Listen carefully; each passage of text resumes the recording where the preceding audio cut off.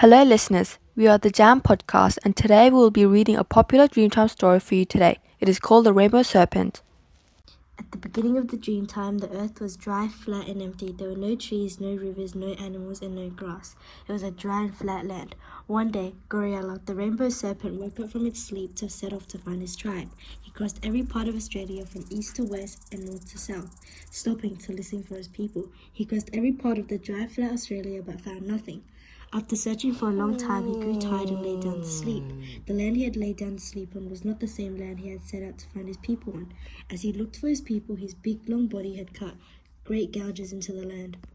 Goriella laid in the sand all alone until he decided to create more life in the world. He called, "Frogs, come out!" The frogs rose out of the ground with their bellies full of water they stored. He tickled the frogs until the water bursted from their mouths and filled the gouges in the land. These gouges made the rivers and streams we see today. As the water flowed over the land, grass and the trees began to grow and fill the land with color. Now that there was grass to eat and water to drink, Goriella woke the animals. The kookaburra laughed, the goanna walked, and the wombat climbed out of her burrow, all for the first time. Some animals lived in the sea, swimming back and forth. Some animals lived in the sky, flying with their friends to distant places. Some animals lived on the land, digging and playing in the sand. They were happy and gathered food and water to bring back to their own tribes. The rainbow serpent made rules that all animals had to obey. He said, all animals that obey the rules will be rewarded by becoming humans. The animals that disobeyed the rules will be punished. Some animals followed the rules and were rewarded by being turned into humans.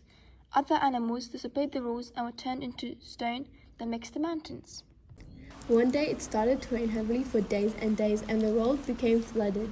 Two young men, Bilbil or the Rainbow Brothers, had no shelter, and they came to the Rainbow Serpent to seek shelter. The Rainbow Serpent was hungry, and so he tricked the brothers, telling them, "I have no shelter, but you can hide in my mouth. You'll be safe from the rain in there." Once they climbed into the serpent's mouth, he closed it shut, killing them both. He soon realized that people would notice the missing brothers, and since he didn't want to be caught, he decided to hide in the only place he knew he would be safe, the sky. He hid in the sky away from the people chasing him and saw their sadness from losing these two young men, so he decided to make them happy again by turning his body into a big arc of beautiful colors. Now, every time just after it rains, you can see the rainbow serpent showing his beautiful colors with the people on the ground as his way of saying sorry for taking those young brothers. That's it for today. Thank you for listening.